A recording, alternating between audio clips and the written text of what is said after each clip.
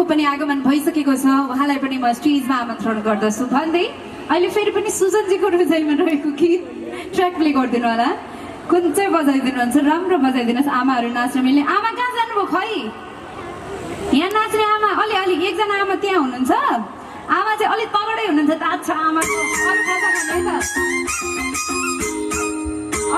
अरू खाजा खाने आमाले चाहिँ हाम्रो अर्को आमा हुनुहुन्थ्यो त यहाँ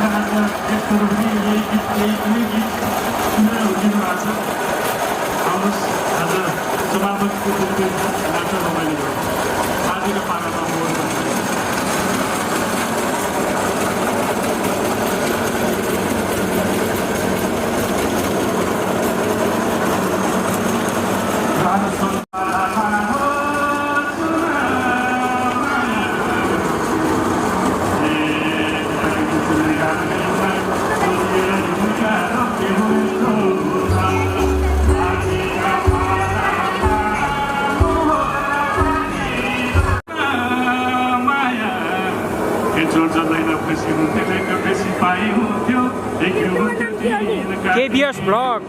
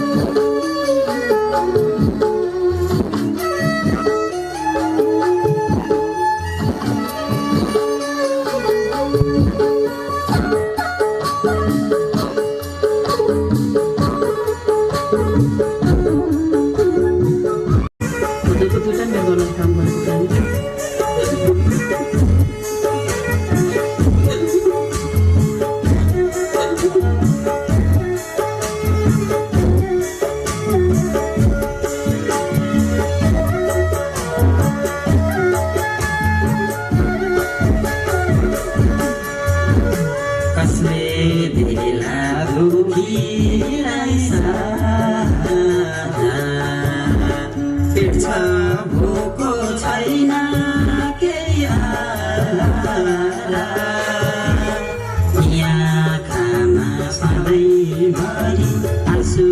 झरी झरी मेरो गौला फेल भयो आफूलाई चालेन अब पापी संसारमा बाँचु कसो गरी दुखीलाई सारा हेर्छ भोको छैन केही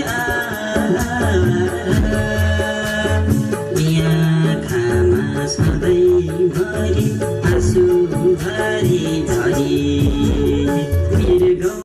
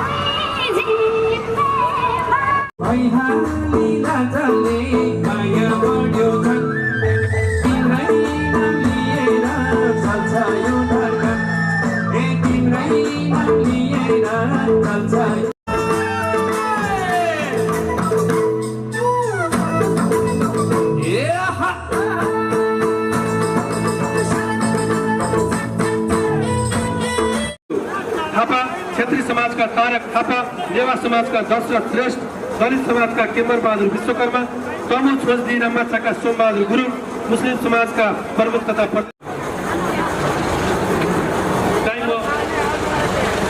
स्टेजमा यहाँ अतिथि रूपमा आसन ग्रहण गर्नका निम्ति कार्य समितिमा रहेर खर्च हुने किसान उपसमितिमा रहेर खर्च हुने सम्पूर्ण साथीहरूको म यहाँ नाम लिन गइरहेको छु। कोषाध्यक्ष रघुपति नेउपाने, सह कोषाध्यक्ष केशव राजुली काजुहरूको चाहिँ म अतिथिको रूपमा आसन ग्रहण गर्नका निम्ति म हार्दिक अनुरोध गर्न चाहन्छु। पूर्व अध्यक्ष एवं सल्लाहकार प्रेम कुमारी रेग्मीज्यू, पूर्व अध्यक्ष एवं सल्लाहकार युगमाया पुङ्गेरी, सल्लाहकार सरस्वती बगाले, सल्लाहकार माया खडेल, सल्लाहकार रूपा थापा, सल्लाहकार गीता तिवारी, सल्लाहकार गीता रन्पाल, देवी कुमारी पाण्डेज्यूलाई आसन ग्रहण गर्नका निम्ति म अनुरोध गर्न चाहन्छु। कार्यालय बाल विद्या विकासका लालबहादुर ज्वालसमज्यूलाई आसन ग्रहण गर्नका निम्ति म हार्दिक अनुरोध गर्न चाहन्छु। त्यसैगरी नेपाल आदर्श दयानाथ अर्याल, रणवीर जनै, भाविका लक्ष्मी प्रसाद रेग्मी, गौतम उच्च माविका प्रमुख तथा प्रतिनिधि, सनराइज बोर्डिङ स्कुलका प्रमुख तथा प्रतिनिधि, हिमाली माविका प्रमुख तथा प्रतिनिधि अर्पण गर्दै उहाँलाई सम्झिँदै र राष्ट्रकुमारमा चौरमा घाइते हुनुभएका सम्पूर्ण घाइतेजनहरूलाई शीघ्र स्वास्थ्य लाभको कामना गर्दै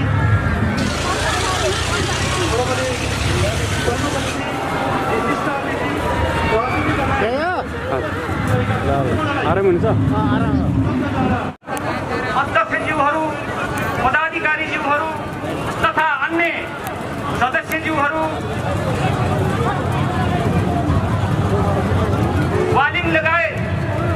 स्याङ्जाभित्रका सरकारी तथा गैर सरकारी सङ्घ संस्थाका प्रमुख तथा प्रतिनिधिज्यूहरू, समाजसेवीहरू र उक्त निशानी सर्वण कुमारको सुरक्षामा लागि देह बसाउने सहाराको एकमात्र आधार सर्वण कुमारले सदाका लागि साथ छोडेपछि आह्लादित बाबुआमा जङ्गलको बिचमा बसी रुँदै रुँदै देहको त्याग गर्नु र सोही बेलादेखि सोही स्थानबाट सर्वण कुमारका सुरदास पिता माताको नयनबाट स्खलित अश्रुधाराको रूपमा विच्छिन्न अविरल र अविचलित प्रवाहित छ आँधी खोलाको नामले। समापन सत्रको समुद्घाटन गराइदिनु हुन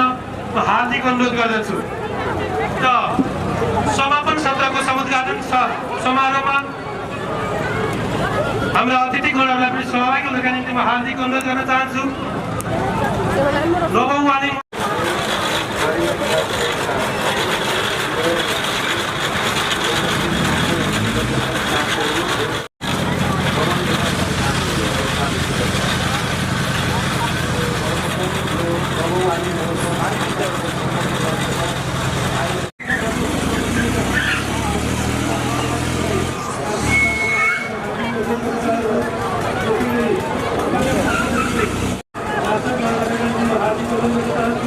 त्यसै गरी